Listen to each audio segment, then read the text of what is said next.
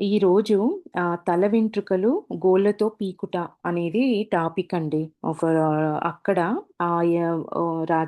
రాజా ఉండే చోట అక్కడున్న చాలా మూఢనమ్మకాల గురించి రాజా మాట్లాడింది, మూఢనమ్మకాలను ఖండించింది చాలా ఈ బుక్‌లో వస్తాయి.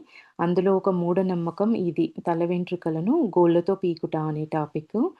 ఇందులో జైన మునులు తన వెంట్రుకలను గోళ్ళతో పీకుట దిగంబర జైన సమాజంలో ఒక ఉత్సవ దినంగా ఉండేదంట. వేల మంది చూడాలని జనాలొచ్చేవారంట. అట్లా మునులు వాళ్ళ గోళ్ళతో తల వెంట్రుకలని పీకడం, చూడ్డం అదొక ఉత్సవంలాగా వేల మంది చూడ్డానికొచ్చేవారంట. రజనీష్ తమాషా జరిగే చోట ఎలా ఉండకుండా ఉంటాడు అని అంటున్నారు. ఇద్దరు మునులు అంటే రాజా అక్కడికెళ్లారు చూడ్డానికి. ఇద్దరు మునులు తల వెంట్రుకలను పెరుకుచున్నారు. అందరూ జయజయకారాలు చేస్తున్నారు. ఇది చూసి రాజా తండ్రితో అడిగాడు, "వీరు వెంట్రుకలిలా ఎందుకు పీకడం సరైన విషయమేనా? వీరి ముఖాలు బాధతో వికృతమవుతున్నాయి. జయజయకారాలు వినే ఇచ్చతో అమానుష కృత్యము వీళ్ళు చేస్తున్నారు" అని చెప్పి రాజా వాళ్ళ తండ్రితో అన్నారంట. తనకు తాను దుఃఖపెట్టి సంతోషించేవారు ఆత్మపీడకులు. తండ్రి రాజా నోరు మూసి అన్నాడు, "దయచేసి మౌనంగా ఉండు. లేదా ఇంటికి వెళ్ళు. ఆత్మపీడ శబ్దం వింటే ఏమైనా అల్లరి కావచ్చు ఇక్కడ." రాజా అన్నాడు, "నేనింటికి వెళ్ళను. వీరి ఆత్మహింస, ఆత్మపీడ తమాషా పూర్తిగా చూడాలి. నేను ఊరక కూడా ఉండలేను. ఇది చూస్తూ ఊరిక కూడా నేనుండలేను." ప్రతిక్రియ ప్రతిక్రియ చేయలేని పిచ్చి స్త్రీలు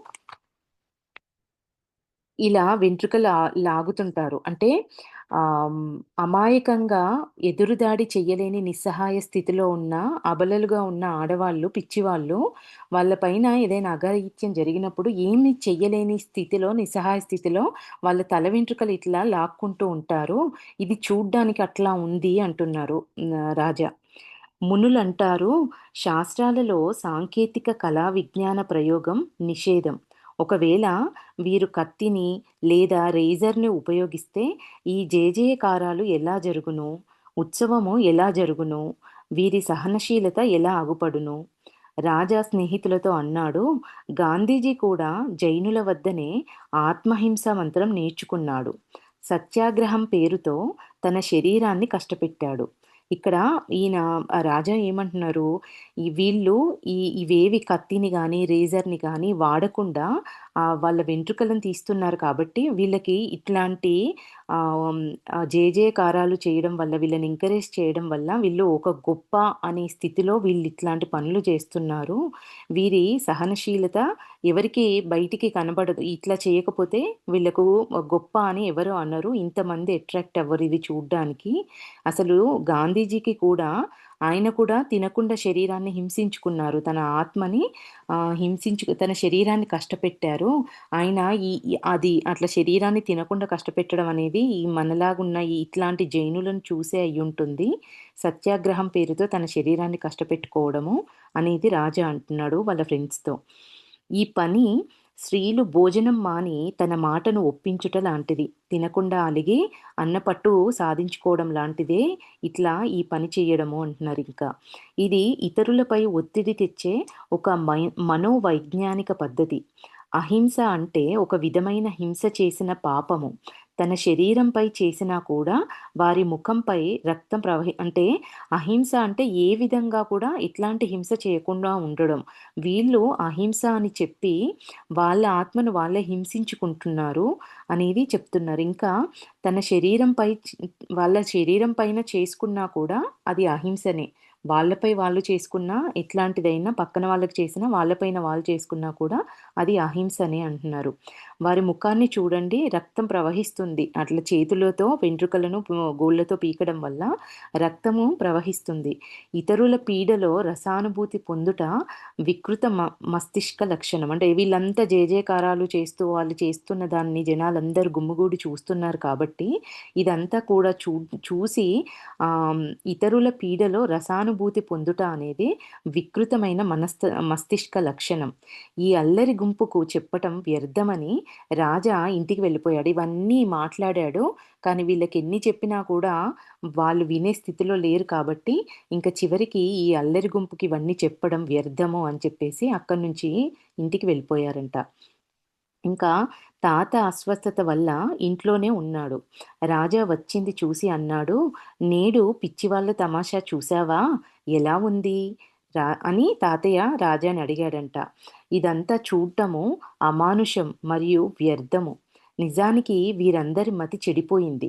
వెంట్రుకలు పీకి పిచ్చి కంటే వెంట్రుకలు పీకే పిచ్చి కంటే చూసి ఆనందించే వారు అధిక పిచ్చివాళ్ళు.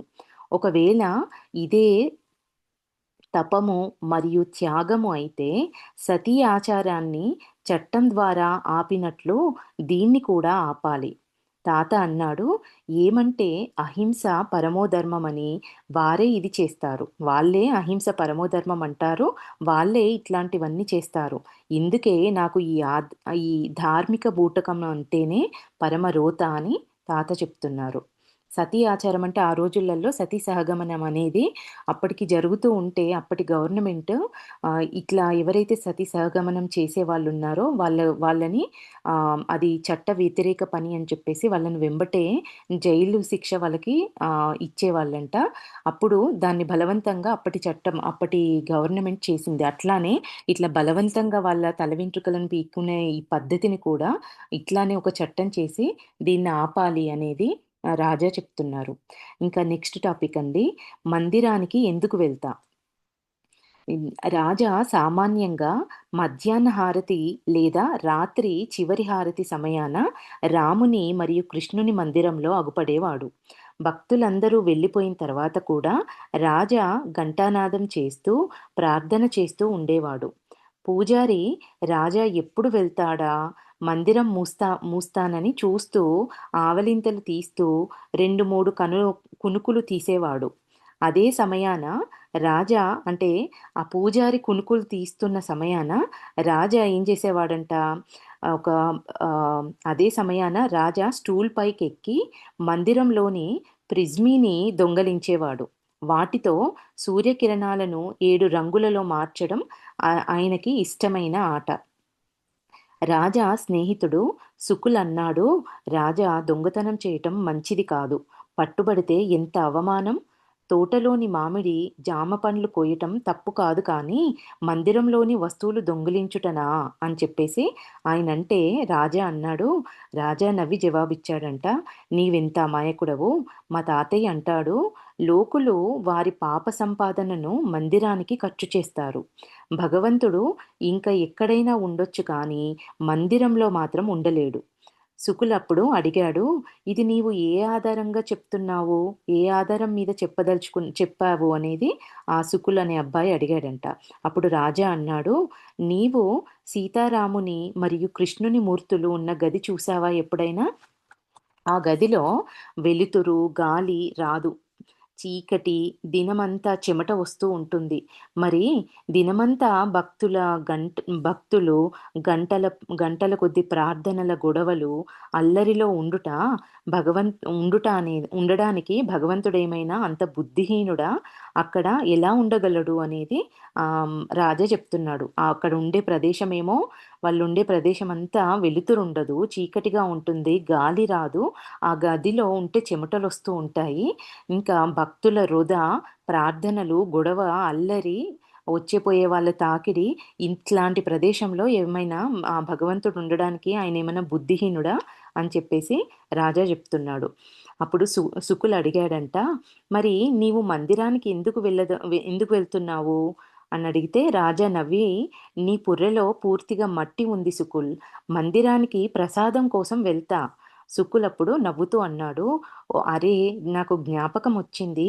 శ్రావణమాసం పూజ సమయాన నీవు 3 సార్లు ప్రసాదం తీసుకున్నావు.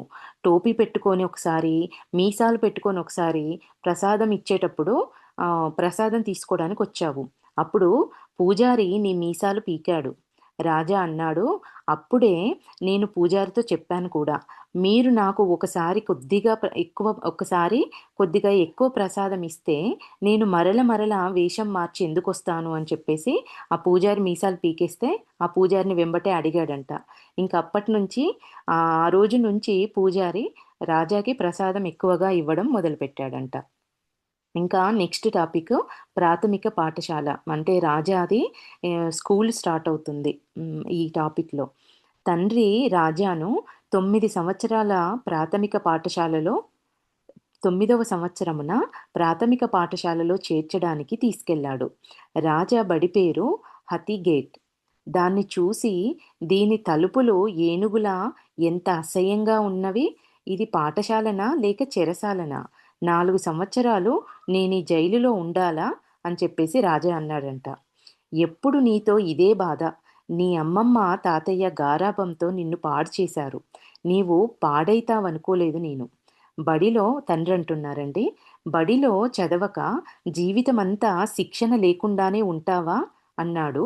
రా అని రాజా తండ్రన్నాడు. అప్పుడు రాజా అన్నాడు, "నా సమ్మతి ఎక్కడుంది? ఎన్నుకునే స్వతంత్రం లేకుండా ఇదేం శిక్ష? అంటే నాకు నచ్చిన స్కూల్‌ను నన్ను నన్ను చేసుకునే ఆప్షన్ ఎక్కడుంది నాకు? ఎన్నుకునే ఆప్షనే లేదు నాకు. నా అనుమతి ఎక్కడుంది? ఎన్నుకునే స్వతంత్రం లేకుండా నాకిదేంటి శిక్ష? పిల్లలను బందీ చేయటమా? ఇంటికి వెళ్దాం పద. నేనీ స్కూల్‌లో ఇంక చదవను" అని రాజా అన్నాడట. "నీవు బడికి వెళ్ళాలి. ఇది నా అంతిమ నిర్ణయం" అని తండ్రి గట్టిగా చెప్పాడు. రాజా అన్నాడు, "సరే, మీరే నన్ను బలవంతంగా లాక్కొని తరగతిలోకి తీసుకెళ్ళండి. ఎందుకంటే ఈ ఇందులో ఇష్టంగా ఈ జైల్లోకి నేను వెళ్ళను. నాకిష్టం లేదు కాబట్టి నన్ను బలవంతంగా లాక్కొని అందులో తీసుకెళ్ళి కూర్చోబెట్టండి. నాకు మాత్రం ఇందులోకి రావడం ఇష్టం లేదు." తండ్రి ఉత్తేజితుడై చెయ్యి పట్టి లాగి తీసుకెళ్ళాడు. తీసుకెళ్ళమన్నాడు గదా! బలవంతంగా చెయ్యి పట్టి లాక్కొని తీసుకెళ్ళాడంట. తండ్రి చాలా అంటే ఇదంతా చేస్తున్నాడని ఆయన కఠోర హృదయుడు కాదని చెప్తున్నారు. తండ్రి చాలా సరళ చిత్తుడు. కానీ బస్తీలో మరో బడి లేనందున తన ప్రథమ పుత్రుడు శిక్షితుడు కావాలని అలా చేశాడు. అంటే ఆయన ఆయన నేర్చుకోవాలి, చదువు నేర్చుకోవాలని ఇంకా వేరే బడులు లేవు కాబట్టి వాళ్ళ తండ్రి అలా చేశారు అంటున్నారు. రాజా అన్నాడు, "సామాన్యంగా ఒక తండ్రి ఏది చేయాలో నువ్వదే చేశావు. కానీ ఇది జ్ఞాపకం ఉండని. బడిలో అంటే ఇది నువ్వు జ్ఞాపకం పెట్టుకో. బడిలో మీరే నన్ను తోస్తున్నారు. ఇది నేను బడికి వెళ్ళడం అనేది ఇది నా నిర్ణయం కాదు. నన్ను తిరిగి కుచివాడకు వెళ్ళనివ్వలేదు. ఎందుకంటే నేను అన్నం, బట్ట ప్రతి వస్తువుకి మీ పైన ఆశ్రితుడిని. మీ పైన నేను డిపెండ్ అయ్యి ఉన్నాను. అందుకే నాకు నచ్చిన ప్లేస్‌కు మీరు పంపియకపోయినా నేను ఏం చేయలేని నిస్సహాయ స్థితిలో ఉన్నాను. అందుకే మీకు అధికారం ఉంది. నా వెంబటి బలవంతం నా వెం నా వెంటబడి బలవంతం చేయగలిగారు. నేను మీ పైన ఆధారపడి ఉన్నాను కాబట్టే, నా వెంటపడి నన్ను బలవంత పెట్టగలుగుతున్నారు మీరు. నాకిష్టమైన ప్లేస్‌కు నన్ను వెళ్ళనివ్వకుండా అంటున్నారు. రాజా తరగతి తలుపు నుండే కంటర్ మాస్టర్‌ని చూసారు. ఆయన పేరు కంటర్ మాస్టర్ అంటండి. కంటర్ మాస్టర్‌ని చూసాడు. 7 అడుగుల ఎత్తు, కనీసం 200 కిలోల బరువు, వంకర కన్ను, పోతులా ఉన్నాడు. నాన్న మొదట నాన్న మొదట రాక్షసుడి లాంటి మాస్టర్‌ని చూడు, తర్వాత ఫారం మీద సంతకం చెయ్యి అని రాజా అన్నాడంట. నేను అతన్ని ఏం చూడను? అతడే నాకు, నీ బాబాయికి కూడా చదువు చెప్పాడు అని రాజా తండ్రి అన్నాడు. అతని దగ్గర చదివిన వాళ్ళందరూ యోగ్యులయ్యారు అని ఫారం మీద సంతకం చేసి రాజాను తరగతిలోకి లాగాడు. రాజా తండ్రిని వెనుకకు లాగి అన్నాడు, "చూడు నాన్నా, మీరు ఈ ఫారం మీద కాదు, రాబోయే కష్టాల మీద సంతకం చేశారు. ఇక ముందు నన్ను దోషిని మాత్రం చెయ్యకూడదు." ముందే చెప్తున్నాడు. వార్నింగ్ ఇచ్చేసాడు ఆల్రెడీ. నువ్వు సంతకం చేసింది రాబోయే కష్టాల మీద. తర్వాత ఏం జరిగినా నన్ను మాత్రం దోషిని చేయకూడదు అని చెప్తున్నాడు. తండ్రి ఆశ్చర్యంతో, "ఏమిటి నీవనేది?" అని చెప్పేసి తండ్రన్నాడు. రాజా ఇలా జవాబిచ్చాడు, "నా అభిప్రాయం మీకు బాగా తెలుసు. కష్టమొచ్చిందంటే నేను మీతో 7 సంవత్సరముల వరకు దూరంగా కుచువాడలో" అంటే ఏమంటున్నారు? క కష్టమే కష్టమే మెచ్చిందంటే నేను మీతో 7 సంవత్సరముల వరకు దూరంగా కుచివాడలో ఉన్నాను. ఇందుకే నేను మీకు అపరిచితుణ్ణి. అక్కడ ఊరిలో మామిడి, జామ చెట్లు, పర్వతాలు, నదులు, చెరువు ఇవన్నీ నా మిత్రులు. కానీ మీరు వ్యాపారస్తులు. రూపాయలు, పైసలు, ధనం మీకు సర్వం. నాకు రూపాయలు లెక్కపెట్టడం కూడా రాదు. ఏది నాకు తెలుసో అది మీకు తెలియదు. మీకు ఏది తెలుసో అది నాకు తెలుసుకునే ఇష్టమే లేదు. నేను తెలుసుకోను కూడా. మన భాషలు వేరు వేరు. మన జీవన దృష్టి కోణాలనేవి వేరు వేరు. ఇందుకే నేను మీతో మరల చెప్తున్నాను. నన్ను భగవంతుని కొరకు బడిలో చేర్చకు. తండ్రి రాజాను బలవంతంగా లాగి తరగతిలోకి తీసుకెళ్ళాడు. వీడిట్లానే మాట్లాడుతూ ఉంటాడు. ఎప్పుడు ఏదో అంటూ ఉంటాడు అనేది వాళ్ళ తండ్రి అనుకునే విధానం. ఆయనని నువ్వు ఇన్ని చెప్తున్నాడు, ఇంకా చెప్తూనే ఉంటాడు అని చెప్పేసి బలవంతంగా లాగి స్కూల్లో తరగతి బడిలోకి తీసుకెళ్ళాడంట. క్లాస్‌లోకి తీసుకెళ్ళాడు. ఇంకా ఆ ఫారం కంటర్ మాస్టర్‌కి ఇచ్చాడంట. మా రాజాని తీసుకొని క్లాస్‌లోకెళ్ళి ఆ ఫారాన్ని ఆ మాస్టర్‌కి ఇచ్చాడంట. "నా పుత్రుణ్ణి మీ తరగతిలో చేర్చుకోండి." మాస్టర్ ఫారం పెట్టుకున్నాడు. తండ్రి ఫీజు కట్టాడు. రాజాకు మొదటి తరగతిలో ప్రవేశం లభించింది. ఇంకా next, next topic counter master. ఇక్కడి నుంచి మాస్టర్‌తో ఉంటుందండి ఆర్గ్యుమెంట్స్ ఇంకా. కంటర్ మాస్టరు టాపిక్ పేరు రాజా హెచ్చరించినట్లు కష్టాలు ఆ రోజు నుంచి ప్రారంభమయ్యాయి. రెండవ గంటలో కంటర్ మాస్టరు ఎక్కాలు చెప్తున్నాడు. రాజా అదంతా అమ్మమ్మ వద్దే నేర్చుకున్నాడు. ఆ పని చెయ్యక అంటే ఆయన చెప్పిన పని అవి వినకుండా రాజా కిటికీ నుండి గాలిలో ఊగుతున్న రావి చెట్టును చూస్తున్నాడు. కంటర్ మాస్టర్ ఇది చూసి రాజాను బెదిరించి అన్నాడు, "ఎక్కాలు చదవక కిటికీ నుంచి ఏం చూస్తున్నావు?" రాజా సహజంగానే జవాబిచ్చాడు. "మీరు ఎందుకు కోపగిస్తున్నారు? గుణితము చూసేది కాదు, వినేది. మీరు చెప్పేది గణితం అనేది చూసేది కాదు, వినేది. మీరు ఏది చెప్పారో అది నాకు బాగా తెలుసు. మీరడగండి, నేను చెప్పనిచో అప్పుడు నాకు దండనని ఇవ్వవచ్చు." అప్పుడు ఇంకా మాస్టర్‌కి కోపంతో ఆయన అరిచాడంట. "నీవు సరైన జవాబు చెప్పవచ్చు కానీ, నేను చదివించే సమయాన బయటికి చూడటం అనేది అపరాధం. దానికి శిక్ష అనుభవించవలసిందే." కంటర్ మాస్టరు జేబు నుంచి పెన్సిళ్ళు తీశాడు. రాజా మొదటే విని ఉన్నాడంట. పెన్సిళ్ళు ఆయన ఏం చేస్తారంట కంటర్ మాస్టరు పెన్సిళ్ళు వేళ్ళ నడుమ పెట్టి ఒత్తితే ఎముకలు నొప్పి పెట్టితే పిల్లలు కేకలు, బొబ్బలు పెట్టి ఏడ్చేవారు. రాజా అన్నాడు, "మాస్టర్ గారు, మీ పెన్సిళ్ళ ప్రశంస నేను చాలా విన్నాను. మీరు కిరాతకంగా వేళ్ళను ఒత్తుతారు. కానీ దండన ఇచ్చే మొదలు సరిగ్గా వినండి. మీరు ఆపదలో పడవచ్చు. మీ నౌకరి కూడా పోవచ్చు."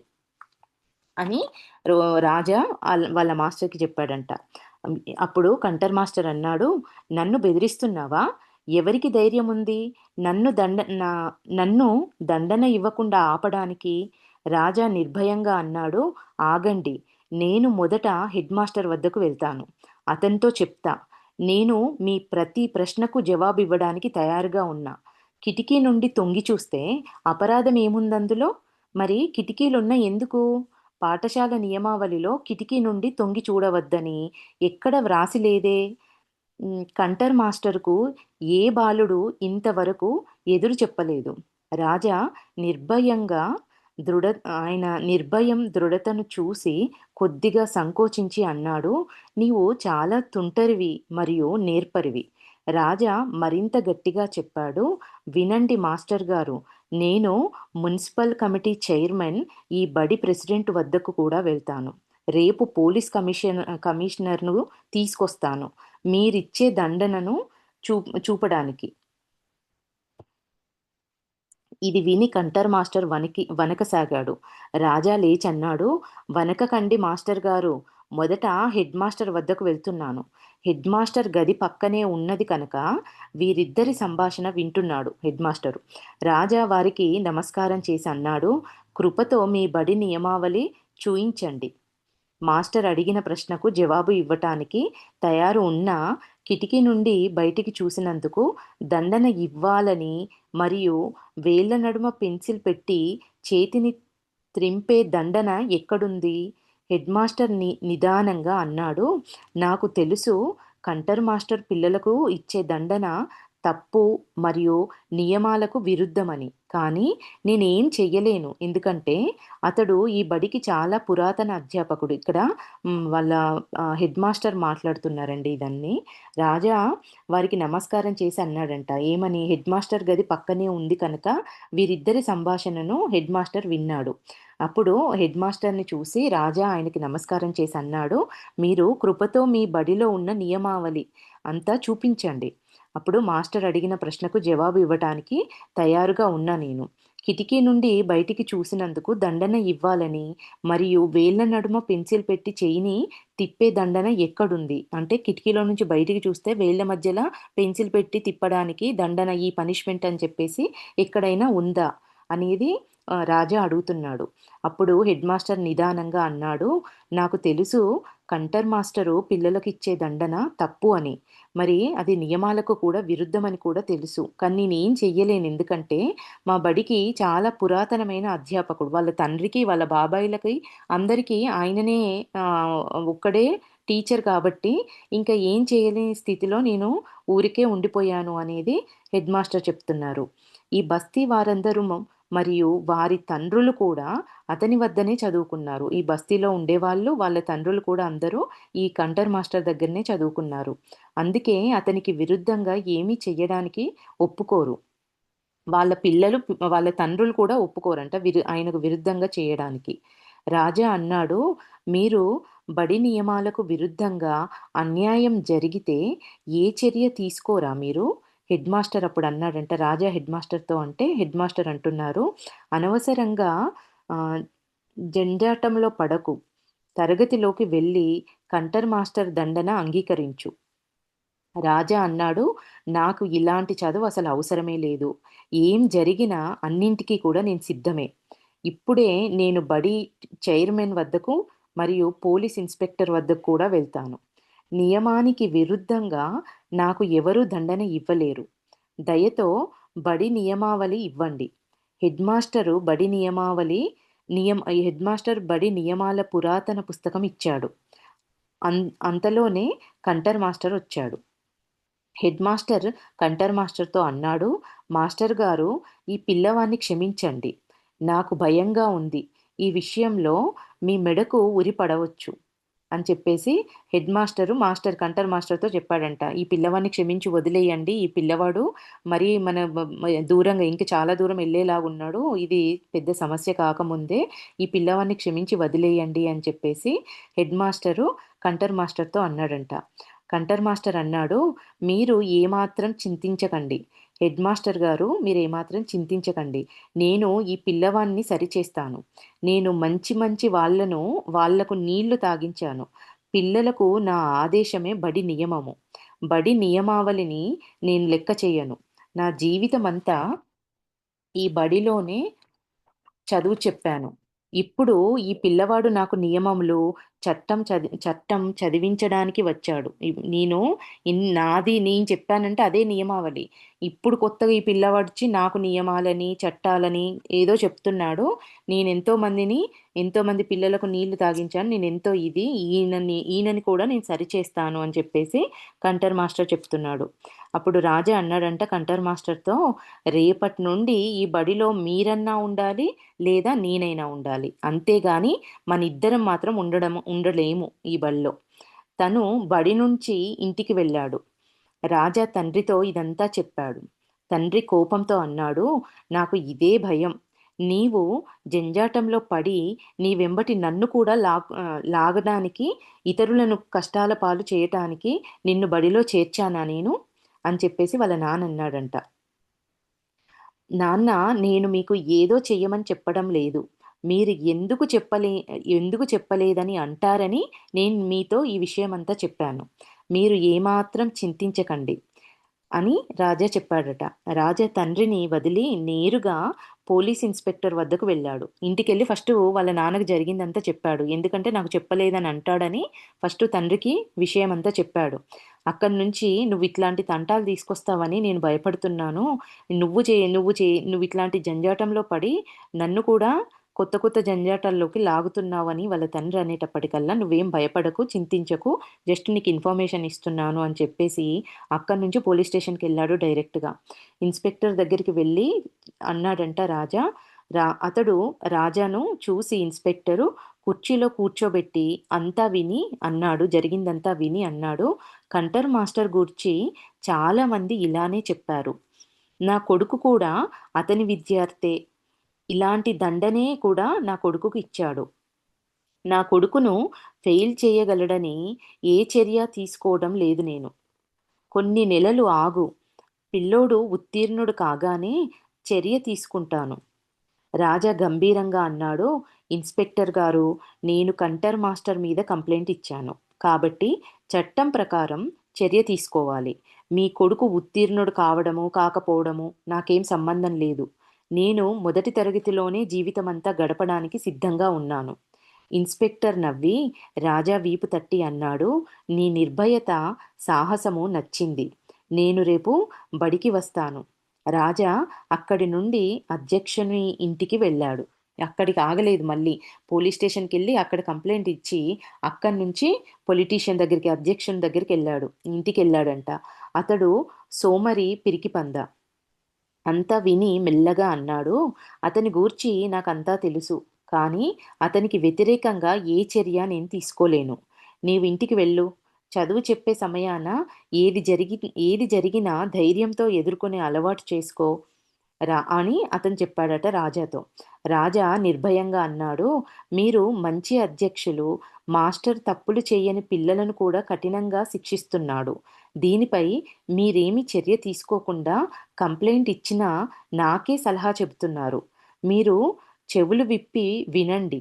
నేను ఈ అన్యాయాన్ని అంగీకరించను. మీరు తప్పక చర్య తీసుకోవాల్సిందే. నేను ఎక్కడికి వెళ్ళడానికైనా సిద్ధమే." అప్పుడు అధ్యక్షుడన్నాడు, "మరి నీవు ఉపాధ్యక్షుణ్ణి శంభూబాబు వద్దకు వెళ్ళు. అతడు చర్య తీసుకుంటాడు." రాజా అతనికి నమస్కారం కూడా చేయకుండా వెళ్ళిపోయాడు. ఆయనేం ప్రాపర్‌గా రెస్పాండ్ అవ్వలేదు కాబట్టి, ఆయన నేనేం జేయలేను అని చెప్పి, "నువ్వు ఉపాధ్యక్షుడి దగ్గరికెళ్ళి ఆయనతో మాట్లాడు. ఆయన యాక్షన్ తీసుకుంటాడు" అని చెప్పి చెప్పాడంట. ఇంకా నెక్స్ట్ టాపిక్కు శంభూబాబుతో కలయిక. రజనీషు శంభూబాబు ఇంటికెళ్ళి తలుపు తట్టాడు. లోపల నుండి చప్పుడొచ్చింది. తలుపు తెరిచి ఉంది. "లోపలికి రండి." అతడు రాజాను చూసి ఆశ్చర్యపోయాడు. రాజా అన్నాడు, "నేను వయసులో మీకంటే చాలా చిన్నవాణ్ణి. చదువుకోలేదు. కానీ నేను కంటర్ మాస్టర్ మీద నిందారోపణ తీసుకొచ్చాను." రాజా అతనితో జరిగిందంతా వివరంగా చెప్పాడు. ఇది విని అతడు విశ్వసించలేకపోయాడు. మొదటి తరగతి చిన్న పిల్లల వేళ్ళలో పెన్సిళ్ళు పెట్టి ఒత్తడము, గోళ్లకు పిన్నులు గుచ్చడము, కొద్దిగా ఆలోచిస్తూ అన్నాడు, "నేను ఏదో వదంతులు విన్నాను కానీ నాకు ఎవరూ చెప్పలేదు." రాజా అన్నాడు, "వాళ్ళ పిల్లలు ఫెయిల్ చేస్తాడని వాళ్ళంతా భయపడి మీకు ఈ విషయాలేం చెప్పలేదు" అని చెప్పి రాజా అన్నాడంట. శంభూబాబు రాజా కళ్ళలో చూస్తూ అన్నాడు, "నీకు భయం లేదా? ఫెయిల్ అవుతావని నీకు భయం లేదా?" అని చెప్పేసి ఆయన అడిగితే రాజా నవ్వన్నాడు, "ఈ సంవత్సరం ఏమి 50 సార్లు చెయ్యని, కానీ నేను అన్యాయాన్ని సహించను. అంటే ఈ సంవత్సరం ఇవి ఒక 50 సార్లయినా కానియ్యి, నేను ఎన్ని సంవత్సరాలైనా కానీ నేను మాత్రం అన్యాయాన్ని సహించను. నేను దృఢ నిశ్చయం చేసుకున్నాను. ఇప్పుడు బడిలో కంటర్ మాస్టర్ అన్నా ఉండాలి, లేదా నేనైనా ఉండాలి." అప్పుడు శంభూబాబు రాజాతో ప్రభావితుడై, "నా దగ్గరకు రా" అన్నాడు. రాజా దగ్గరికి వస్తే 2 చేతులు పట్టుకొని అన్నాడు, "నిర్భయం మనిషి చాలా గొప్ప గుణం. అలాంటి వారంటే నాకు చాలా ఇష్టం. ఈ వయస్సు ఈ వయస్సు బాలుడు ఇంత నిర్భయుడుగా ఉండటం నేను ఊహించలేను కూడా. ఇక నీవు నిశ్చింతగా ఉండు. కంటర్ మాస్టర్‌కు తప్పగా దండన పడుతుంది. మరి అతని సేవా కాలం కూడా సమాప్తమైంది. అతడు 2 సంవత్సరములు పెంచుమని నాకు ప్రార్థనా పత్రం ఇచ్చాడు." అంటే ఆయన సర్వీస్ ఇంకొక 2 సంవత్సరాలు పెంచమని చెప్పేసి ఓ రిక్వెస్ట్ పెట్టాడంట. "అది నేను ఇప్పుడే నిరాకరిస్తాను. నీవు రేపు కంటర్ మాస్టర్‌ను బడిలో చూడవు." రాజా అన్నాడు, మీరు మాట ఇచ్చారు, మరవకూడదు మరి. అప్పుడు శంభూబాబు నవ్వి అన్నాడు, ఇది నా దృఢ వాగ్దానం. నీవు నిశ్చంతుడవై ఇంటికి వెళ్ళు. శంభూబాబు వాగ్దానం ప్రకారం రెండవ రోజు బడిలో కంటర్ మాస్టర్ దర్శనం కాలేదు. కంటర్ మాస్టర్ నుండి రజనీష్ ప్రయత్నంతో బస్తీ వారికి ప్రాథమిక పాఠశాలకు ముక్తి లభించింది. కంటర్ మాస్టరు విద్యార్థులను హింసించి ఆనందించేవాడు. కంటర్ మాస్టర్ ఏది చెప్తే అది అధ్యక్షుడు వినేవాడు. అందుకే హెడ్ మాస్టర్ కూడా భయపడేవాడు. అధ్యక్షుని పేరు రాజారాం గాంధీవాది కూడా. ఇతని కాలంలో గాడర్ వాడ వారాలో గాడర్ వారాలో రోడ్లు, బడులు, వీధి దీపాలు, శుభ్రత ఏది సరిగా ఉండేది కాదు. అంటే ఆ అధ్యక్షుడు ఆయన ముందే మనకు చెప్పారు కదా! ఆయన ఏది పట్టించుకునేవాడు కాదు అని. అయితే ఈ అధ్యక్షుడికి, కంటర్ మాస్టర్‌కి మధ్యన మంచి రిలేషన్ ఉంది. వీళ్ళిద్దరికి మంచి రిలేషన్ ఉంది కాబట్టి హెడ్ మాస్టర్ కూడా ఏం చేయకుండా కామ్‌గా ఉన్నాడు. ఇప్పుడు రజనీష్ పురపాలక సభ్యుల ఇంటింటికి వెళ్ళి అధ్యక్షుడు చేసే పొరపాట్లను వివరంగా తెలిపి రెచ్చగొట్టాడు. అంటే ఇక్కడికి ఆగలేదింకా. ఇప్పుడు అధ్యక్షుడు ప్రాపర్‌గా లేడు కదా! ఆయనేం పనులు చేయట్లేదు కాబట్టి, ఇక్కడి నుంచి రజనీష్ ఏం చేశాడు, పురపాలక సభ్యుల ఇంటింటికి వెళ్ళి అధ్యక్షుడు చేసే పొరపాట్లను వివరంగా తెలిపి వాళ్ళందరినీ రెచ్చగొట్టాడు. వారంతా అధ్యక్షుడిని అడిగితే అతని వద్ద సరైన జవాబు లేనందున రాజీనామా చేశాడు. జనాలందరూ అధ్యక్షుడి దగ్గరికెళ్ళి "నువ్వు ఇట్లాంటి తప్పులన్నీ చేశావు" అని చెప్పేసి ఆయనను నిలదీస్తే ఆయనకు చెప్పడానికి సమాధానం ఏం లేక అధ్యక్షుడు రాజీనామా చేశాడంట.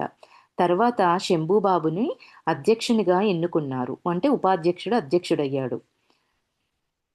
ఇతడు హైకోర్టు అడ్వకేట్ కావున ఏ అవకతవకలు జరగకుండా నిజాయితీగా పనిచేశాడు శంభూబాబు. రోడ్లు, బడులు మరమ్మత్తు, శుభ్రత, విద్యుత్ దీపాలు ఇవన్నీ పెట్టించాడంట. కార్యాలయంలో సరిగా పనిచేయని వారిని, దొంగతనం చేసే వారిని నౌకరీ నుండి తీసివేసి పని సరిగ్గా జరిగే వ్యవస్థను చేశాడు శంభూబాబు. ఆయన కోర్టు అడ్వకేట్ కాబట్టి ఇవన్నీ అంతా పనులు నీట్‌గా ఎట్లాంటి అన్యాయాలు జరగకుండా ఆయన చేశాడు అనేది చెప్తున్నారు. రాజా బడి తర్వాత శంభూబాబు వద్దకు వచ్చేవాడు. వీళ్ళు మంచి ఫ్రెండ్స్ అయ్యారింక. శంభూబాబు రాజాతో అన్నాడు, "నీవు నన్ను అధ్యక్షుడిని చేసే వరకు వదలలేదు." రాజా అన్నాడు, "ఇందులో నాదేముంది? సభ్యులందరూ మిమ్ముల సర్వసమ్మతిగా ఎన్నుకున్నారు." శంభూబాబు అన్నాడు, "నాకు అంతా తెలుసులే. అంటే ఏం జరిగింది అనేది నాకంతా తెలుసులే. కానీ పదవి బాధ్యత వల్ల పని పెరిగింది." రాజా అన్నాడు, "మీరు పనికి భయపడుతున్నారా? మీ కోర్టు పనిలో ఏమైనా ఆటంకమా? నష్టమా?" అని చెప్పేసి అడిగితే శంభూబాబు అన్నాడు, "అదేమీ లేదు. దీని కొరకు సమయం కేటాయించవలెను. ఇంకొంచెం సమయాన్ని ఎక్స్‌ట్రా దీనికి కేటాయించాల్సొస్తుంది. ఈ పని వల్ల నష్టమేముండదు. లాభమే ఉండును. ఈ మాటలకు బదులు ఇంకేమైనా చెప్పు" అని చెప్పేసి అన్నాడు. రాజా కళ్ళు మూసుకొని మౌనంగా నిశ్చలంగా కూర్చున్నాడు. రాజాను చూసి శంభూబాబు కూడా మౌనంగా నిశ్చలంగా కూర్చున్నాడు. అతని హృదయంలో అద్భుతమైన శాంతి, అత్యంత ఆనందంతో రోమరోమములు పులకరించి మౌనంలో ఇద్దరి మధ్య ఏది ఘటించిందో అది శబ్దాలలో చెప్పలేరు. అంటే కాసేపు మాట్లాడిన తర్వాత రాజా ఏం చేశాడు, కళ్ళు మూసుకొని మౌనంగా నిశ్చలంగా కూర్చున్నాడంట. ఆయన అట్లా మౌనంగా నిశ్చలంగా కూర్చోవడం చూసి శంభూబాబు కూడా ఆయన మౌనంగా నిశ్చలంగా కూర్చునేటప్పటికల్లా ఇద్దరికీ ఒక అద్భుతమైన శాంతి, అత్యంత ఆనందం అనేది లభించింది అనేది చెప్తున్నారు. అది మాటలలో, శబ్దాలలో చెప్పలేము అంటున్నారు. ఇంకా నెక్స్ట్ టాపిక్ అండి. కలియుగ భక్తుడు హనుమాన్ దాసు. గ్రామంలో హనుమాన్ దాసు రామభక్తుడు. రాముని మందిరం నిర్మించాడు. రామదాస్ అనే అతను రామభక్తుడు. గ్రామంలో ఆయన రామ మందిరాన్ని నిర్మించారంట. అతడు మందిరంలో అందరికీ అగుపడేలా రామజపం చేసేవాడు. తప్పుడు తూకాల్లో మహా నేర్పరి. అందరికీ అధికం తూచినట్లు అగుపడేది. చూడ్డానికేమో ఎక్కువగా తూచినట్టుగా కనిపించేదంట. దుకాణానికి కొనడానికి వచ్చిన వారితో అనేవాడు, రాముని భక్తి కలిగినప్పటి నుండి దుకాణం ఇల్లు, వాకిలి, లాభనష్టం అంతా రామునికి అప్పగించాను. నేను రాముని సేవకులకు సేవకుణ్ణి అని ఆయన చెప్పేవారట దుకాణానికొచ్చేవారితో. డబ్బు ఎక్కువ తీసుకున్నా, తక్కువ తూచినా, కల్తీ చేసిన గోమాంసం తిన్నట్లు వచ్చిన లాభంలో పొట్ట మట్టుకు ఉంచుకొని మిగతాది రాముని మందిరానికి పెట్టుదును. అంటే నేను ఏది చేయను వచ్చిన దాంట్లో కొంత మట్టుకు ఉంచుకొని మిగిలిందంతా రాముని మందిరానికే పెట్టేస్తాను. ఒకవేళ ఏవైనా తప్పుడు పని చేస్తే గోమాంసం తిన్నంత పాపము అని చెప్పేసి ఆయన చెప్పేవారంట. ఈ రాముని దుకాణం నుండి కొనేవారు పుణ్యాత్ములు, అమాయకులు పల్లెటూరు వారు ఆహ్, అసిక్ అశిక్తులు మోసపోతుంటారు. అంటే ఈయన చెప్పే ఈ మాటలన్నీ విని ఈయన దగ్గర ఎవరైతే కొంటూ ఉంటారో వాళ్ళందరూ ఆయన చేతిలో మోసపోతూ ఉంటారు అని చెప్తున్నారు. ఇంకా హనుమాన్ దాసు ఎప్పటిలా మందిరంలో కూర్చొని జపం చేస్తున్నాడు. రాజా సేటుతో జయరాంజీ అన్నాడు. అతడు కూడా జయరాంజీ అన్నాడు. 2 నిమిషాల తర్వాత రాజా మరలా జయరాంజీ అన్నాడు. మరలా అతడు కూడా అన్నాడు. రాజా ఇలా 2, 3 సార్లు అనగానే సేటుకు కోపంతో అన్నాడు. ఇదేమి మరల మరల జయరాంజీ జపం చెయ్యనీయవు, భజన చెయ్యనీయవు. రాజా సేటుతో అన్నాడు. నీవు రాముని దాసుడివి. రాముని పేరు వింటే నీకు సంతోషం వస్తుంది కదా! సంతోషించాలి కానీ కోపం ఎందుకొస్తుంది? ఇది ఎట్లాంటి భక్తి? అని చెప్పేసి రాజా అన్నాడంట. ఈ మందిరాన్ని నీవు కట్టించావు. నీవు రామభక్తుడవు అని చూయించడానికి వచ్చావా అన్నాడు. రాజా ఇంతటితో ఊరుకోలేదు. అంటే ఇదంతా నువ్వు కట్టించిందేంటి? నువ్వు రామభక్తుడివని ఈ గ్రామానికి తెలియజేయడానికి ఈ మందిరాన్ని నువ్వు కట్టించావా? నిన్ను నువ్వు చూయించుకోవడానికి, నువ్వు రామభక్తుడివని తెలియజేయడానికి ఇది కట్టావా అనేది రాజా అడిగిన ప్రశ్న. ఇంకా రాజా ఇంతటితో ఊరుకోకుండా బడి పిల్లలందరికీ నేర్పించాడు. ఇవన్నీ ఆయనను చూడగానే జయరాంజీ, జయరాంజీ అనడం అనేది మిగిలిన బడి పిల్లలందరికీ నేర్పించాడంట. సేటు ఎక్కడ అగుపడితే అక్కడ దారిలో, దుకాణంలో, మందిరంలో పిల్లలందరూ జయరాంజీ అని చెప్పేసి అనాలి అని. పిల్లలు హనుమాన్ దాస్‌కు దినమంతా జయరాంజీ అని వెక్కిరించసాగారు. అతడు తెలుసుకున్నాడు ఇది రాజా పని అని. 4 రోజు రాజానంటే ఈయన ఇట్లా గ్రామంలో అందరిని మోసం చేయడం, అందరి ముందు ఏదో ఆయనను వ్యక్తం చేసుకోవడం కోసము నేను మహాభక్తుడినని తెలియజేయడం కోసము ఆయన నటిస్తున్నాడు కాబట్టి ఇంకా రాజా పిల్లలందరికీ ఈ విషయాలు చెప్పి ఆయనకి ఏదో రకంగా ప్రాబ్లమ్ క్రియేట్ చేసేలాగా ప్రవర్తిస్తున్నారు. అతడు తెలుసుకున్నాడు ఇది రాజా పని అని. 4 రోజు రాజాను ప్రేమతో ఇంటికి తీసుకెళ్ళి కాజు, మిఠాయి తినిపించి అన్నాడు. నీ పని ఏమైనా ఉంటే చెప్పు. కానీ ఈ ఏం ఏం పిల్లల ఉపద్రవము ఏం పెట్టావు నువ్వు? జయరాంజీ విని విని నా చెవులు పగిలిపోతున్నాయి. నేను జపం చేయలేకపోతున్నాను. ఇది మాన్పించు అనేసి అతనన్నాడంట. రాజాని పిలిపించి స్వీట్లు పెట్టేసి, "నువ్వు ఇట్లాంటి ఉపద్రవాన్ని నాకు క్రియేట్ చేశావు. ఇది విని విని నా చెవులు పగిలిపోతున్నాయి. నేను జపం కూడా చేయలేకపోతున్నాను. దీన్ని మాన్పించవా?" అని చెప్పేసి ఆయన అడిగితే రాజా నవ్వి అన్నాడు, "నీవు తక్కువ తూచడం మాను. సరిగా తూచాలి. వస్తువుల ధర అధికంగా తీసుకోకూడదు. మందిరంలో ఎవరు కనబడని చోట కూర్చొని జపం చేయాలి. అప్పుడు ఈ గొడవ ఆపుతాను." అప్పుడతనన్నాడంట, "జనులు అధికంగా ఉన్నప్పుడు పొరపాటున జరిగిందేమో. నేను కావాలని చెయ్యలేదు." రాజా అన్నాడు, "చూడు సేటు, నీవు తూచిన వస్తువును వేరే చోట తూపించి చూశాను. శంభుదాస్‌తో చెప్పి మున్సిపల్ వారితో దండన చేయించగలను. నీవు మందిరంలో జపం చేస్తూ కళ్ళు తెరిచి వచ్చేపోయే ఆడవాళ్ళను చూస్తుంటావు." హనుమాన్ దాసు అప్పుడు సిగ్గుతో చెవులు పట్టుకొని అన్నాడు, "నీవు నా కళ్ళు తెరిపించావు రాజా. నేనిక ఎప్పుడూ తక్కువ తూచను. ఎక్కువ ధర తీసుకోను. కల్తీ చెయ్యను. గది లోపల కూర్చొని జపం చేస్తాను. ఇది నా వాగ్దానం." అదే ఆయన చెప్పారంట. ఇంకా నెక్స్ట్ అద్భుత మిత్రత్వము. పండిత శంభూరత్న దూబే బాగా పేరున్న అడ్వకేటు. ఈయన కవి కూడా మరియు కథకుడు కూడా.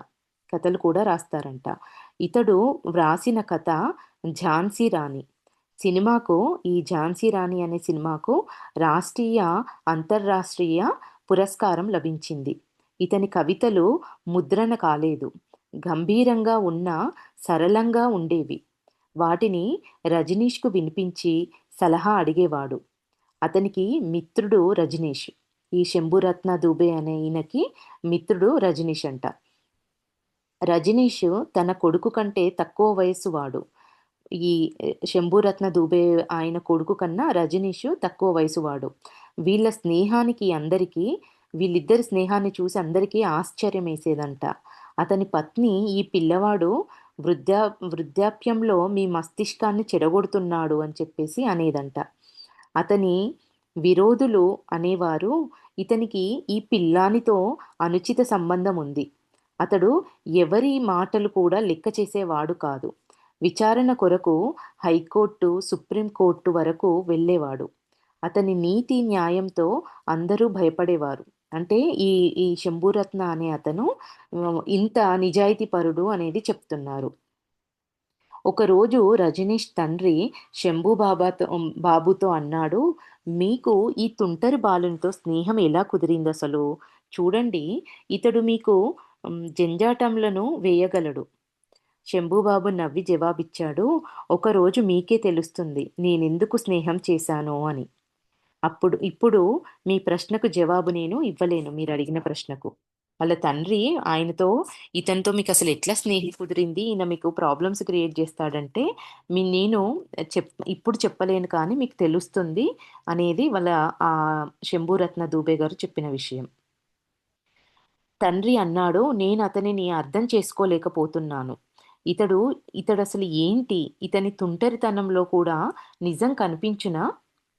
రెండవ రోజు రజనీష్ బడి నుంచి రాగానే శంభుబాబు లేచి నిలబడ్డాడు. ఇక్కడ నేను ఒక్కసారి మళ్ళీ రిపీట్ చేస్తానండి. నేను అతనితో స్నేహము ఇక్కడ ఇతడు మీకు జంజాటంలో వేయగలడు. అప్పుడు శంభుబాబు నవ్వి జవాబిచ్చాడు, ఒకరోజు మీకే తెలియను నేనెందుకు స్నేహం చేశానో అని. ఇప్పుడు మీ ప్రశ్నకు నేను జవాబు ఇవ్వలేను. నేను అతనితో స్నేహం కాదు, సన్మానం చెయ్యాలని అన్నాడు. నేను అతనితో స్నేహం కాదు, సన్మానం చెయ్యాలి అన్నాడు.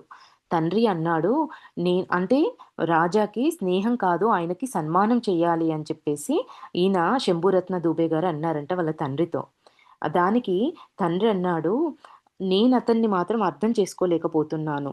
ఇతడసలు ఏంటి? ఇతని తుంటరితనంలో కూడా నిజం కనిపిస్తుందా మీకు? అనేది వాళ్ళ నాన్న ఆయనను అడిగిన విషయం. ఇంకా రెండో రోజు రజనీషు బడి నుంచి రాగానే శంభుబాబు లేచి నిలబడ్డాడు. రజనీష్ అన్నాడు, మీరు నన్ను చూసి ఎందుకు లేచి నిలబడ్డారు? ఇది మీకు శోభనివ్వదు. నేను ఒక అశిక్షిత గ్రామీణ బాలుణ్ణి. మరి మీరెక్కడా? అని రాజా అన్నాడంట. అప్పుడు శంభుబాబు గంభీరంగా అన్నాడు,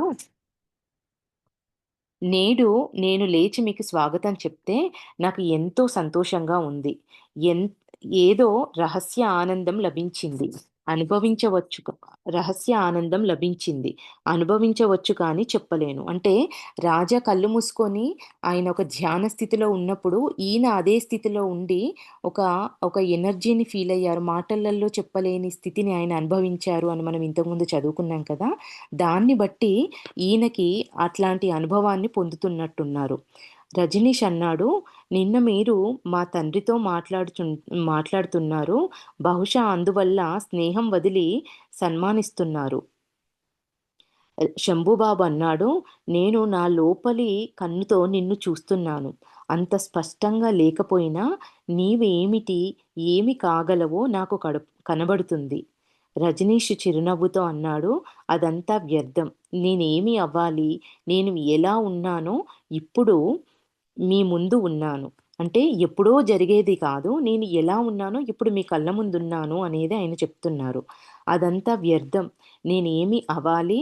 నేను ఎలా ఉన్నానో ఇప్పుడు మీ ముందు ఉన్నాను. శంభుబాబు అన్నాడు, ఇదే నన్ను ఆకర్షిస్తుంది. నీవు ఇంకా చిన్న పిల్లవాడవు. మన మిత్రత్వం గురించి అందరూ నవ్వుతున్నారు. మీరు గంటల కొలది ఏం మాట్లాడుతున్నారని ఆశ్చర్యపోతున్నారు అందరూ. కానీ వారు మూర్ఖులు. అవసరాన్ని పోగొట్టుకుంటున్నారు. నేను నేను కూడా ఎక్కడో గురి తప్పుతున్నాను. నీవు పెద్దాయిన తర్వాతే పూర్తిగా అర్థం చేసుకోగలను. అంటే నిన్ను నేను కూడా పూర్తిగా అర్థం చేసుకోలేకపోతున్నాను. చూ అన్ని విషయాలను మిమ్మల్ని చూస్తున్నాను గానీ సంపూర్ణంగా నాకు అర్థం అవ్వట్లేదు అనేది ఈయన అంటున్నారు. నీవు ఇంకా నిలబడే ఉన్నావా? కూర్చో, టిఫిన్ చేసి టీ తాగు అని చెప్పేసి ఆయన రజనికి ఆఫర్ చేశారంట. ఇంకా నెక్స్ట్ ఏనుగు ద్వారంలో ఏనుగు. నెక్స్ట్ టాపిక్ అండి. చిచలి మహారాజు నామమంత్రానికి రాజు ఉండేవాడు. ఇక్కడ చిచలి మహారాజు నామమాత్రానికి రాజు ఉండేవాడు. అతని వద్ద ఆయన పేరు చిచలి మహారాజు, నామమాత్రానికి రాజు ఉండేవాడు. అతని వద్ద 15-20 గ్రామాల జమీందారులు ఉండేది. మరియు తాతల నాటి కారు ఉండేది. దానిని అప్పుడప్పుడు మనుష్యులు నెట్టవలసి వచ్చేది. ఒక ఏనుగు కూడా ఆయనకు ఉండేదంట. ఒకరోజు రాజా చిచలి మహారాజు వద్దకు వెళ్ళాడు. అతడు తోటలో తిరుగుతున్నాడు. రాజా అతనికి నమస్కరించి అన్నాడు, మహారాజా, మీకు తెలుసా, మా గ్రామంలో ఒక ఏనుగు ద్వారం ఉంది. దాని కింది నుండి ఏనుగు ఏమీ గాడిద కూడా వెళ్ళలేదు. అంటే ఓ ఏనుగు ద్వారం ఉంది కానీ దాని కింద నుంచి ఏనుగు కాదు, ఒక గాడిద కూడా వెళ్ళలేదు. ఒకవేళ మీరు మీ ఏనుగును ఒక గంట సేపు ఇస్తే ఆ ఏనుగు ద్వారం నుండి ఈ ఏనుగు వెళ్ళినచో దానికి మనశ్శాంతి లభించింది. అంటే వీళ్ళ స్కూలు ఎంట్రన్స్ అది. చిచలి రాజు చప్పట్లు చరిచి అన్నాడు, అత్యుత్తమ ఉపాయం. నీకు నేను ఏనుగును ఇస్తాను. నేను కూడా చూస్తాను ఏనుగు ద్వారం నుండి ఏనుగు వెళ్ళేది. నీ పేరు నీ పేరు రాజా, నీ తెలివి ఏమంటున్నారు, నీ పేరు రాజా, నీ తెలివి రాజా, రాజు రాజుతో కలుసుకున్నాడు. అంటే నీ పేరు రాజా, నీ తెలివి రాజా, రాజు ఇంకొక రాజుతో కలుసుకున్నాడు అనేది అంటున్నారు. చాలా సంతోషము, అప్పుడప్పుడు వస్తూ ఉండు అని చెప్పేసి ఆ రాజు అన్నాడంట రాజాతో. ఒకరోజు నిన్ను నా కారులో షికారుకు కూడా తీసుకెళ్తాను అని చెప్పి రాజాకి మిఠాయి తినిపించాడు. మిఠాయి తినిపించి పాలు త్రాగించి ఏనుగు మీద కూర్చోబెట్టి ఏనుగు ద్వారానికి పంపాడు. అతడు కూడా వెనకాల కారులో గాడర్వాడకు వచ్చాడు. రాజా మధ్యాహ్నం బడి వదిలే సమయాన గ్రామం చేరుకున్నాడు. ఏనుగు వెనకాల పిల్లల పెద్దల ఊరేగింపు అయిపోతుంది. అంత పెద్దగా అందరూ దాని వెంట వస్తున్నారంట. బడికప్పు పై పిల్లలు, మాస్టరు, హెడ్ మాస్టరు నిలబడి తమాషా చూస్తున్నారు. బడి కప్పు పైన పై పిల్లలు, మాస్టరు, హెడ్ మాస్టరు నిలబడి తమాషా చూస్తున్నారంట. ఏనుగు ద్వారం వద్ద ఏనుగు వెళ్లకుండా గుంపులు గుంపులు జనం నిలబడి ఉన్నారు. రాజా ఏనుగుపై నుండే అరిచాడు, మీరు ఇప్పటి వరకు ఎప్పుడైనా ఏనుగు ద్వారం నుంచి ఏనుగు వెళ్ళింది చూసారా అని చెప్పేసి అరిచాడంట. అందరూ ఏకస్వరంతో అన్నారు, ఎప్పుడూ లేదు, ఎప్పుడూ లేదు అని అందరూ అరిచారంట. రాజా అన్నాడు, ఏనుగు ద్వారము నాతో అంది, నా క్రింది నుండి ఎప్పుడూ ఏనుగు వెళ్ళలేదు, గాడిద కూడా వెళ్ళలేదు. అయినా జనులు నన్ను ఏనుగు ద్వారము అని ఎందుకు అంటున్నారు అని. అప్పుడు రాజా అరిచి అని నాకు అనిపించింది అంటున్నారు. రాజా అరిచి చెప్పాడు, ఏనుగు వెళ్ళడానికి దారి విడవండి. జనులు పక్కకు జరగగానే ఏనుగు ద్వారం నుండి బయటికి వెళ్ళింది. ఆ ఏనుగు ద్వారం నుంచి ఏనుగు బయటికి వెళ్ళింది. పిల్లలందరూ సంతోషంతో చప్పట్లు చరుచుతూ ఏనుగు ద్వారము జిందాబాద్ అని, రాజా జిందాబాద్ అంటూ నినాదాలు చేయసాగారు. రాజా ఏనుగు నుండి కిందికి దిగగానే పిల్లలు తమ నాయకుడు రాజాను భుజాల మీదికి ఎత్తుకున్నారు. రాజా అన్నాడు, ఇప్పుడు ఈ ఏనుగు ద్వారము ఇతర బడి ద్వారములతో గర్వంగా చెప్పును, నా నుండి ఒకప్పుడు ఏనుగు వెళ్ళింది అని. చిచలి మహారాజు ఇదంతా చూసి ఆశ్చర్యపోయి అన్నాడు, నీ గూర్చి నేను విన్న కథలన్నీ నిజమే అయితే కారు కొరకు ఎప్పుడొస్తావు అని చెప్పేసి అడిగాడంట ఆ రాజు. రాజా నవ్వి అన్నాడు, ఇప్పుడు కాదు, సమయం వచ్చినప్పుడు తప్పక వస్తాను అని చెప్పేసి రాజా చెప్పాడు. ఆ రోజంతా గ్రామంలో రాజా గూర్చి, ఏనుగు గురించి, ఏనుగు ద్వారం గురించి, చిచలి మహారాజు కారు గురించి, కారులో రావడం గురించి, కంటర్ మాస్టర్ బడి నుంచి వెళ్ళిపోవడము, రాజా పిచ్చోడని కొందరు చాలా కొందరు చాలా తెలివిగల వాడని, కొందరు తుంటరి అని కొందరు మాట్లాడుకున్నారంట. రాత్రికి రాజా ఇంటికి వెళ్ళగానే అమ్మమ్మ రసగుల్లాలతో స్వాగతం చేసింది. ఇంకా నెక్స్ట్ అండి స్వర్గ విహారము. రజనీషు మరియు సుఖ్రాజ్ నాలుగో తరగతిలో చదువుతున్నారు. సుక్కురాజ్ అమాయకుడు, సరళ చిత్తుడు, మందబుద్ధి, సన్యాసుల మహిమలు నమ్మేవాడు. ఇద్దరూ మిత్రులయ్యారు. ఒకరోజు రజనీష్ అన్నాడు, రోజూ ఒకే రకమైన జీవితంతో విసిగెత్తింది. రోజూ లేవడం, తినడం, తాగడం, పడుకోవడం ఇదొక జీవితమా? ఒకే గ్రామంలో రేపు వేరే చోటుకు వెళ్దాము. సుక్కురాజ్ అన్నాడు, మరి ఎక్కడికెళ్దాము చెప్పు? అంటే రజనీష్ అన్నాడు, ఆకాశంలో స్వర్గలోకానికి. అక్కడ కల్పవృక్షం ఉందంట. దాన్ని ఏదడిగితే అది వస్తుందంట. అక్కడ అప్సరసలుంటారంట. సారాయి నదులు ప్రవహిస్తాయంట. చెట్లకు ముత్యాలు, రత్నాలు వేలాడుతాయి. వాటిని తెంపుకొని మన 2 జేబులు నింపుకుందాం. సుఖరాజ్ అన్నాడు, నన్ను మూర్ఖుణ్ణి చేస్తున్నావా? ఎవరైనా బ్రతికి ఉండి స్వర్గానికి వెళ్తారా? నాకిప్పుడే చావాలని ఏం లేదు. అప్పుడు రజనీషు అతని వీపు పైన చరిచి అన్నాడు, నీవింకా పసివాడవే. నేను బాబా ఫకీర్ వద్దకి ఊరకనే వెళ్తానా? మగ్గా బాబా ఒక హ్మ్, వేరు ఇచ్చాడు. దానిని నోటిలో పెట్టుకోగానే పొగలాగా తేలిక అవుతాము. పైనుండి పుష్పక విమానం దిగుతుంది. అది నేరుగా స్వర్గానికి తీసుకెళ్తుంది. అక్కడి నుండి తిరిగి వెనుకకు రావాలంటే వేరుని నోటి నుండి తీసివేయాలి. నేను స్వయంగా మగ్గా బాబా స్వర్గం రావడం పోవడం చూశాను. సుఖరాజ్ అన్నాడు, ఎందుకు గప్పాలు కొడతావు? రజనీష్ అప్పుడు గంభీరంగా అన్నాడు, అట్లయితే సరే, వదులు. నేను సుకుల్ లేదా సోనీని వెంబడి తీసుకెళ్తా. అప్పుడు సుఖరాజ్ అన్నాడు, సరే వెళ్దాం. కానీ ఇంటివారు మన కొరకు ఆందోళన పడరా?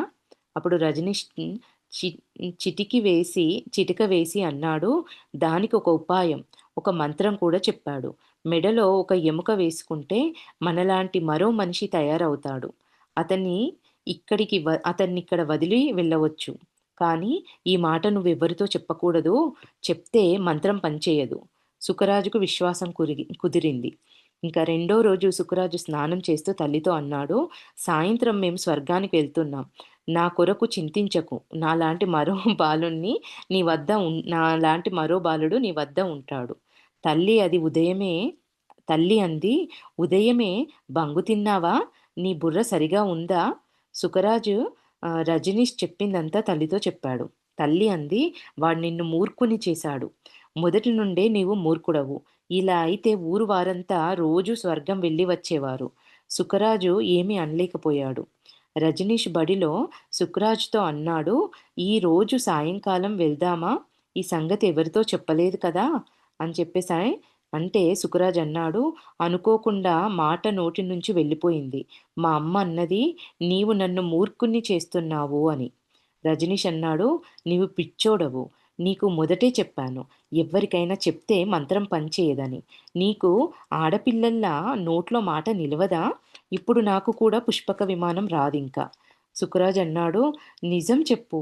నేను మా అమ్మతో చెప్పనిచో నిజంగా పుష్పక విమానం వచ్చేదా?" రజనీషు, "నువ్వు బుద్ధిహీనుడివి" అని చెప్పేసి పరిగెత్తాడు. సుఖరాజు ఆలోచనలో పడ్డాడు. దీన్ని ఇక్కడికి ఆపుదామంటే నాకు తెలిసి ఈయనకి కొంచెం ముందే చెప్పారంటే ఈయనకున్న కొన్ని భయాలున్నాయని అన్నిటిని నమ్ముతాడు అన్నారు కాబట్టి దాని నుంచి బయటికి తీసుకొస్తారనుకుంటా. దీన్ని ఈ రోజుకి ఇక్కడికి ఆపుదామండి.